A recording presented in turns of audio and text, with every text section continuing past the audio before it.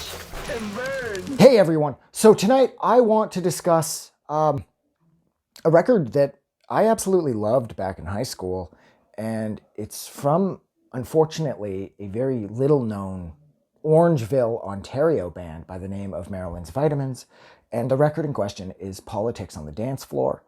Now, I got this off this dude that I worked with at the Supercenter, in Pickering, like back in high school. He's the one that turned me on to them. I knew who they were because at that point I was listening to University of Toronto, their community radio. I think it's 89.5. And there was the show called Mods and Rockers.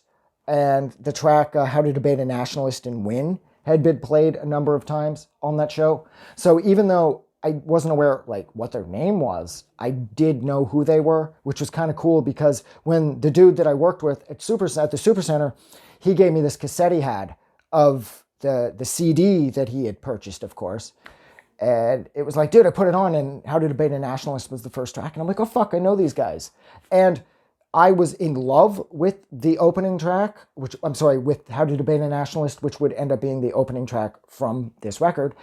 And I think my concern then is, as my concern is now is with the record, is when you love the first song, is that going to establish the sound for the rest of the record? Which is cool, because that means that you're probably going to love the rest of the record.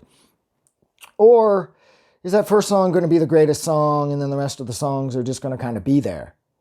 Well, fortunately enough, couldn't be further from the case with this record. Every single song on here is amazing. Jesus Christ. Where is it? Favorite tracks on here. What the hell's going on? How to Debate a Nationalist, of course. Standing Up is on here. October Monday's on here. The Day They Canceled Baywatch is on here. It was a bad day for a lot of people, I think, looking back on that one. Yeah, Baywatch was a great show. You know, it brought home the more serious side of things. And Baywatch was one of the most, intelligent shows ever made. Anyways, yeah, The Day They Canceled Baywatch is on here. Promising Madeline, which is technically, as far as I'm concerned, it's the best song on here. It's the strongest as far as like the lyrical content and the subject matter is concerned.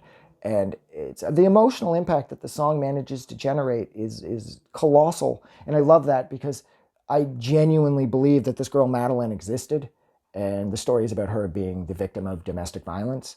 And the dude in the band is a buddy that she's sworn to secrecy. So she'll call him to sort of,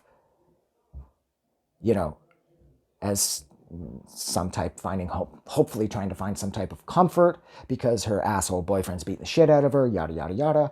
And again, I believe it. I don't think for a second that this was written just to kind of pull at your heartstrings. The band was a little too small and a little too local, so I'm willing to bet that Madeline, whether that was her real name or not, I'm sure she existed somewhere.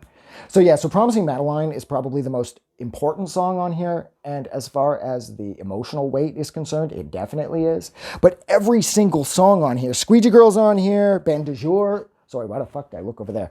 Band du Jour is on here. Every single song on this record is great. If you love the first couple songs, you're going to love the rest of the record. The problem being, this record is not really that well known.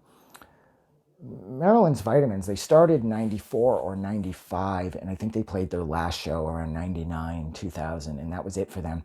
They have 2 full lengths out, a couple 7 inches. This one was released on Raw Energy, for anybody that either knows or remembers Raw Energy. It's a really good sort of dirty-ish 90s sounding mid-pace punk record. It's got touches of gob tossed in here and there, but at the same time, Marilyns were 100% their own band. They weren't sort of borrowing too much from other bands. But from time to time, especially considering as far as the vocals are concerned, I do sort of get a gob vibe. But at this point, gob was fucking badass too, so it made sense. But I think I'll stop it there because this record, I don't think anybody probably remembers this one. I remember it because it was a big part of the last chunk of high school for me, and I remember working at the Supercenter with that dude. Once we were able to sort of identify with each other through the love of this record. We got in a lot of trouble, and we ended up both being fired. So I blame this record for getting me fired from that job. I don't blame myself because, like everybody else, I'm not able to accept blame for anything. It's society's fault. It's not my fault. I got fired from that job because of society and Marilyns vitamins. It wasn't through my actions. Fuck that. My actions were a direct result of the music I was listening to. Holy shit. I'm throwing all this back to the satanic panic of the 80s. No, I got fired because I was a fucking jackass who was putting fun over work ethic. So, yeah. So, thank you so much for hanging out with me for a little over, well, wait, damn near 6 minutes now, while I discussed Marilyns Vitamins' absolutely perfect sounding 1998 album, Politics on the Dance Floor. Like always, if you like this review, don't forget to do something nice for somebody, but most importantly, don't forget that the world is a better place because you are in it, and I actually mean that. So, have a good night, and I will talk to you guys soon. I just wanted to say thank you for making it through the entire video. I really appreciate it. And I'm going to remind everyone one more time, even though I've probably already done this in the video that you just watched, to please click the like button as well as the subscribe button because it helps this channel grow. And thank you for hitting like and subscribe. And we will see you guys really soon.